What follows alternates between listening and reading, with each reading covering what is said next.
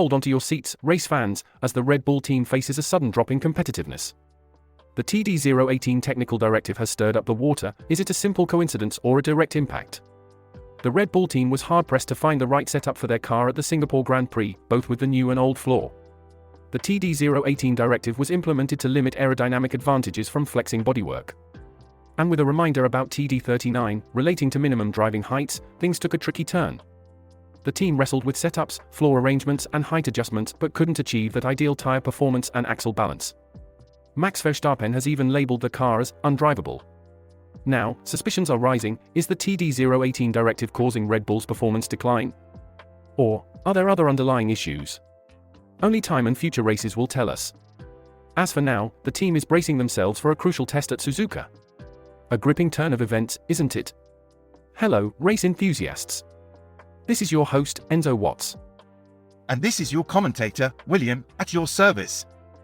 We're here on F1 Motor Fever podcast to fuel your need for speed every day. Don't forget to subscribe and hit that notification bell to keep up with the pace. Now, let's go full throttle.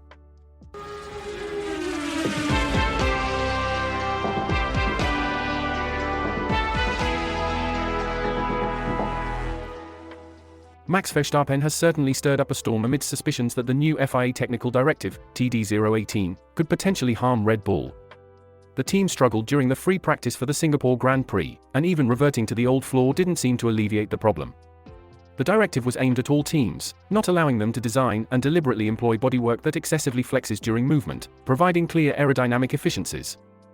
So, if I understand correctly, this isn't about the floor itself, but how it is used, right? You've hit the nail on the head. It's about how the floor is manipulated for performance gains. The TD018, along with a firm reminder about TD39 relating to minimum driving heights, coincided perfectly with Red Bull's sudden and dramatic collapse in competitiveness. But hasn't Christian Horner emphasized multiple times that TD018 is not the culprit and it's merely the car setup? Indeed, he has. But as we know, in racing, not everything is as it seems on the surface. It could be a combination of factors, including the implementation of the directive as well as the car setup. Only time will give us a clearer picture. The resurfaced parts of the Marina Bay circuit seem to have caused quite a stir. These sections, which all teams were aware of, produced much more grip than Red Bull's pre-event simulations expected. The team said they couldn't get the car low enough to work without the bottom hitting the bumpier track surface, wearing out the plank that determines each F1 car's legal minimum running height. And that must have affected their tire performance, right? Yes, indeed. They tested different suspension setups, tried different floor arrangements, even increased the height of the car, but the Pirelli tires just wouldn't perform optimally, nor could they balance the grip between the front and rear axles in a way that instilled confidence in their drivers, Max Verstappen and Sergio Perez. Interesting. Verstappen even described the car as unmanageable, didn't he? Yes, Red Bull opted for quite a stiff suspension setup for a track with so much predominance of low-speed traction zones. They were a little too aggressive with their ride height choice for qualifying, which disrupted the aerodynamics of the underbody too much. So, this is what Horner was referring to when stating engineering stuff was to blame. Precisely. The car was in and out of its optimal performance window during practice and qualifying, never managing to settle into what Horner called the right operating window for the car. They ended up in the wrong window, exposing some of their weaknesses. But on the bright side, this has provided a very useful lesson for the upcoming year, giving them valuable insight into certain elements they hope to address with the RB20. Red Bull was comparatively more competitive on race day when fuel loads were much larger, the pace was much slower, and tire degradation was far more significant than sheer pace.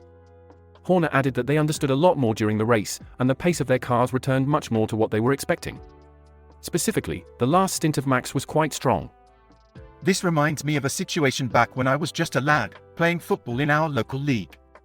We were always stronger in the second half, when the opposition had tired legs and we had a chance to figure out their tactics. A great analogy. When you're not in the right operating window, nothing seems to work, and it's all about understanding and adapting for the next match, or in this case, the next race. Absolutely. We used to analyze our performance, just like Red Bull. In Singapore, although the RB19 was much more competitive in race conditions compared to qualifying, it wasn't nearly as impressive as it was in the previous races. It's always important to remember that the park firm regulations prevent car setups from being changed for the race. And if you believe that FIA's technical directive suddenly neutralized Red Bull's major advantages, it would make sense that the car is now fundamentally compromised, whether in qualifying or race conditions. It seems like we'll have to wait until Suzuka to see if this sudden drop in Red Bull's competitiveness is just a coincidence or a result of the FIA's reinforced rules on bodywork and underfloor. It's like waiting for the next football match to see if we've learned from our mistakes. But if Red Bull face similar issues in the completely different setups of Suzuka this coming weekend and subsequent circuits, then this will absolutely be a theory worth pursuing. It's like a suspense novel with the next chapter promising a significant reveal. Verstappen insisted that the very same car Red Bull used for Singapore felt incredible in the team's Suzuka simulator. Yes, it's going to be a decisive test. Whether it will indeed be incredible in reality, we will find out next weekend. It's always exciting to see how teams adapt and evolve through the season. The unpredictability is what makes Formula One such a fantastic sport to follow. Undoubtedly. And as fans and analysts, all we can do is speculate and wait for the actual race day. It's the unexpected twists and turns, the highs and lows that keep us on the edge of our seats. But, as any sportsman will tell you, the real proof is always in the performance.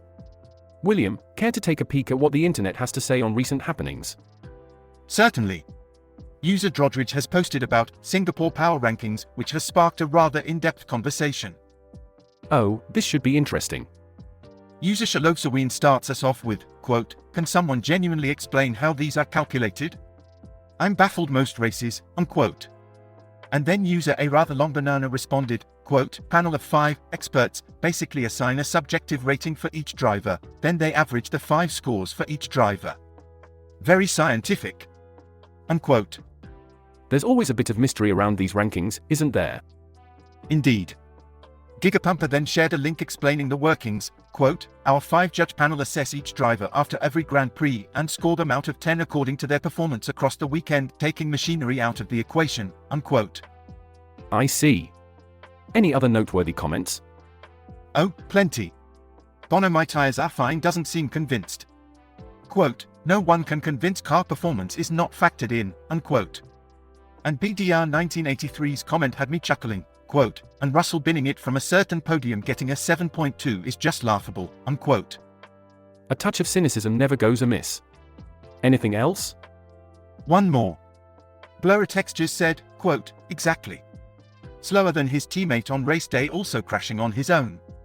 But it's Russell who is also British, so it's okay to them," unquote. Seems like the whole ranking system has got fans in quite a flurry. Well, that's the beauty of it, isn't it? It gets everyone talking. Thanks for that update, William. Well, that's all we've got for today, folks.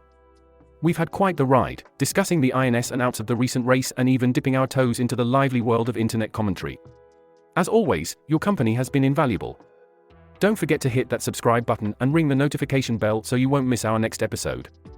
Take a moment to share your thoughts in the comments below and pass our channel around to your fellow Formula One enthusiasts. And remember, we're like the Formula One season, we're on every day. There's always something interesting on the horizon. We can't wait to see you at the starting line of our next episode. Our heartfelt thanks to all of you for joining us today. It's always a pleasure to bring you the latest, and we're excited for what's yet to come. Absolutely. So until next time, remember our motto, Enzo and William, pedal to the metal, keep your gaze on the road, our channel's content is pure gold.